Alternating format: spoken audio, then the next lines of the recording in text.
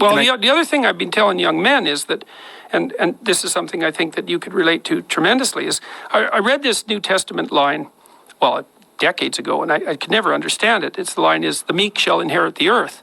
And I thought, there's something wrong with that line. It just doesn't make sense to me. Meek just doesn't seem to me to be a moral virtue. And so I did a series of biblical lectures this year, like 15 of them, and that was also a weird little experience that we can talk about. But I was looking through these sayings, these maxims, and that was one of them. The meek shall inherit the earth.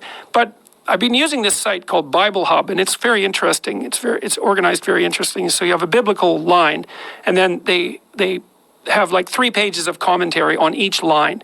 And so because people have commented on every verse in the Bible, like to a degree that's almost unimaginable. So you can look and see all the interpretations and all the translations and get some sense of what the genuine meaning might be. And the line, the meek shall inherit the earth, meek is not a good translation, or the word has moved in the 300 years or so since it was translated. What it means is this: those who have swords and know how to use them, but keep them sheathed, will inherit the world. And that's another thing I've been telling. Yeah, no kidding. That's a lot different, man. That's a big difference. It's so great. And so, like, one of the things I tell young men, well, and young women as well, but the young men really need to hear this more, I think, is that you should be a monster.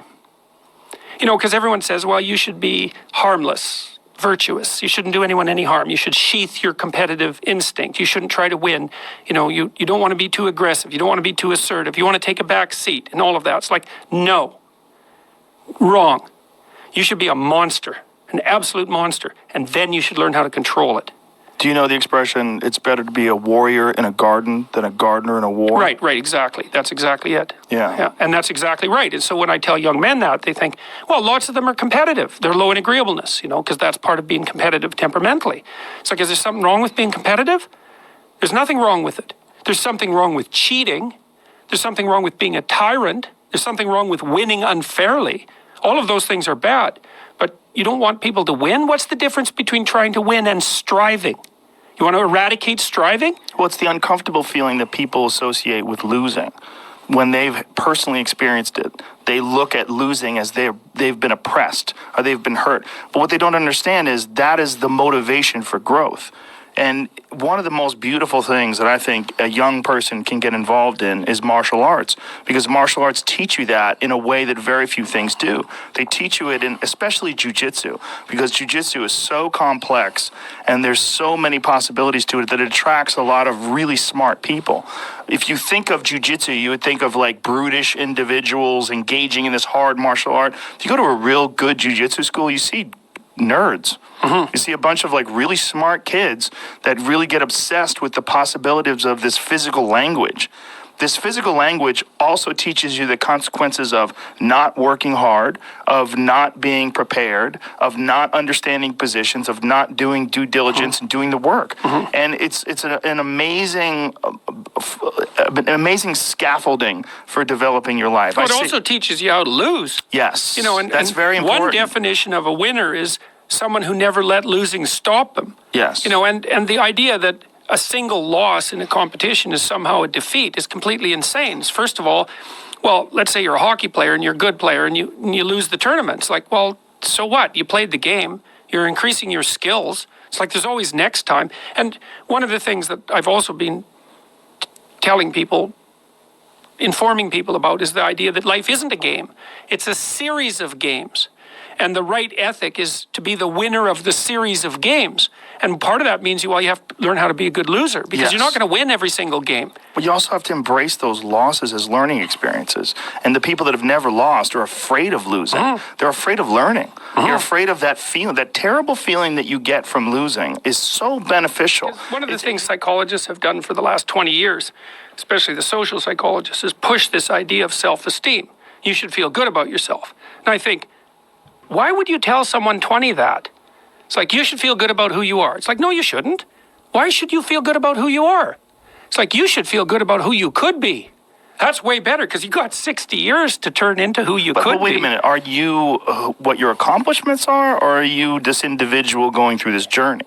I mean, I don't think there's anything wrong with feeling good about who you are, as long as it's tempered by an understanding of potential and of what you have accomplished versus what you can accomplish. Well, I think having confidence is a big part of it. It is, and I'm not saying that people shouldn't have confidence, but like often you take young people, say they're 16 to 22, and they're not really feeling that good about who they are, right? Because their life is chaotic and in disorder, and they don't know where they're going, and they don't know which way is up. Also, there could be bad parenting, oh God, yes, bullying. Yeah. Oh, yes. There could be a lot of abuse going on, and I think that's one of the reasons why that resonates with people. This idea of be happy about who you are, right? Feel good about who you are, right? But the thing is, it has to be stated with precision. It's like it's like you should treat yourself as if you're valuable, especially in potential. But you should concentrate on who you should become, especially if you're young. And so let's say you're miserable and nihilistic and chaotic and depressed and all of that now, and you have your reasons, terrible parenting, abuse, all of those things. It's like, well, you should feel good about yourself. It's like, no, it's not the right message. Is that it's more like you should understand how much potential there is within you to set that straight. And then you should do everything you can to manifest that in the world, and it will set it straight. And that's better than self-esteem. It's like you're in a crooked, horrible position. Okay, fine. There's a lot of suffering and pain associated with that. Yeah, you can't just feel good about that because it's not good. But you can do something about it. You can genuinely do something about it. And I think all the evidence suggests that that's the case. Yes. So I'm telling young people, look, no matter how bad your situation is, I'm not going to pretend it's okay. It's not okay. It's tragic, tainted with malevolence. And some people really get hurt by malevolent people, like, terribly hurt. Sometimes they never recover. It's really awful. But there's more to you than you think. And if you stand up and face it with a positive, with a noble vision, with discipline and intent, you can go far farther to overcoming it than you can imagine. And that's the principle upon which you should predicate your behavior. And I think that one of the things that's really nice about being a clinical psychologist is that this isn't just guesswork. Like one of the things, we know two things in clinical psychology. One is truthful conversations redeem people.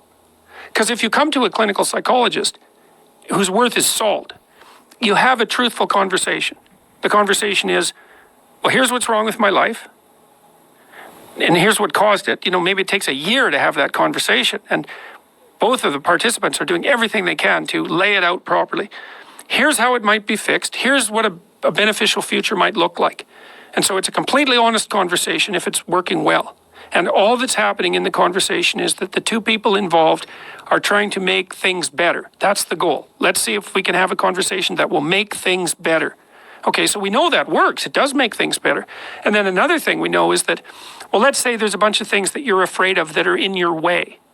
So you have some vision about who you want to be. Maybe you have to, you want to be successful in your career, so you have to learn to talk in front of a group. It's like, okay, well, you're afraid of that. It's like, no wonder you don't want to be humiliated. So, okay, so what do we do about that? Well, maybe we first get you to speak in front of one person and then three people, for 5 minutes and then for 10 minutes. Like graduated exposure to what you're afraid of. Voluntary graduated exposure to what you're afraid of is curative. And that's true. It works. The documentation is in. It's how people learn. So to tell people that if you confront the world forthrightly, if you speak the truth, and you expose yourself courageously to those things that you're afraid of, that your life will improve, and so will the life of people around you. Like, as far as I'm concerned, that's as close to undeniable fact as we've got. And it also dovetails nicely with the underlying archetypal stories, the heroic stories. It's like, go out there, find the dragon, confront it. It's a dragon, it might eat you, it's dangerous. But it's worse to cower at home and wait for it to come and devour you. Go out there, confront it, get the gold, share it with the community. It's like, yeah, it's the oldest story of mankind.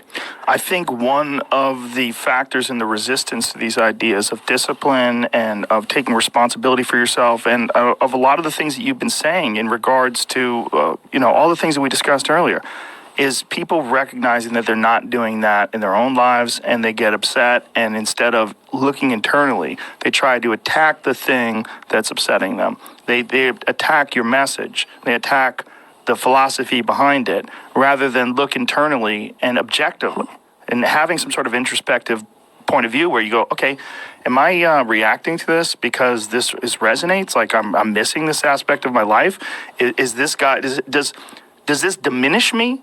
Or is this guy pointing something out that I can benefit from? Very few people are willing to do that. Very few people are willing to take that critical moment to look at their own behavior and look at their own thought process and wonder if the actual adverse reaction they have to this person's message is because they know that they're wrong.